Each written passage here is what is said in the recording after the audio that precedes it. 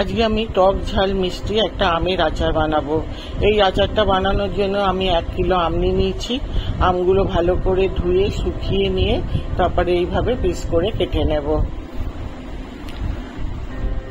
এইভাবে সুন্দর করে পিসগুলো করে নেব। এইভাবে ছোট ছোট করে পিসগুলো করবো। এটা আপনাদের পছন্দ মতন যার যেমন ইচ্ছা সেই হিসাবেই কাটবেন। এভাবে প্রত্যেকটা আম এইভাবে কেটে নিয়েছি। নিয়ে এগুলো একটা কাপড়ের উপরে আমি একদিন শুকাতে দেবো রোদ্দুরে।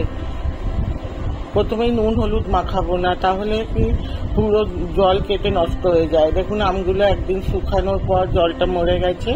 এবারে নুন আর হলুদ দিয়ে আবার একদিন রেখে দেব। এটার মধ্যে যতটা জল আছে ততটা বেরিয়ে যাবে। এইভাবে আবার একদিন রেখে দেব। তারপরে আমি একটা প্যানের মধ্যে 2 চামচ মৌরি, 1/2 চামচ মেথি দানা, একটু সর্ষে, সাদা সর্ষে কালো সর্ষে যেটা ইচ্ছা, আর 1 চামচ জিরে দিয়ে খুব কম আছে ভেজে নিতে হবে যতক্ষণ পর্যন্ত এটা থেকে একটা সুগন্ধ না বেরোচ্ছে। এইভাবে ভেজে নেব। নিয়ে আধা ভাঙা করে গুঁড়িয়ে নেব যেন একদম মিহি না হয়ে যায়। এবার ওই আমগুলোর মধ্যে মশলাটা দিয়ে দেব। 1/2 চামচ জোয়ান দিলাম, 1/2 চামচ কালো জিরে, একটু গ্রেট করা গুড়, লাল লঙ্কার গুঁড়ো, কাশ্মীরি লঙ্কার গুঁড়ো, আর 1 বাটি সর্ষের তেল,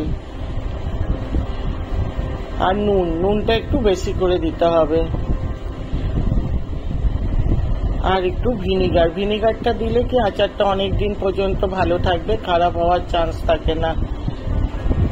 এইভাবে ভালো করে এবারে মিলিয়ে নেব।